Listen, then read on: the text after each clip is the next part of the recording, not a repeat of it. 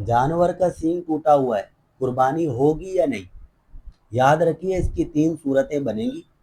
پہلی 2 صورتوں میں قربانی ہو جائے گی، آخری والی صورت میں قربانی نہیں ہوگی۔ مسئلے کی وضاحت سے پہلے یہ بات ذہن نشین کر لیجئے، جس جانور کے پیدائشی طور پر سینگ نہ ہو، پیدائشی طور پر، ایسے جانور کی قربانی ہو جاتی ہے۔ اب آ جائیے ہم اپنے اصل مسئلے کی جانب چلتے ہیں۔ پہلی صورت، سینگ ٹوٹا لیکن جڑ سمیت نہیں ٹوٹا۔ سر میں سینگ کی جڑیں ہوتی ہیں، جڑ سمیت نہیں ٹوٹا، آدھا ٹوٹ گیا، کچھ حصہ ٹوٹ گیا، تو ایسی صورت میں قربانی ہو جائے گی۔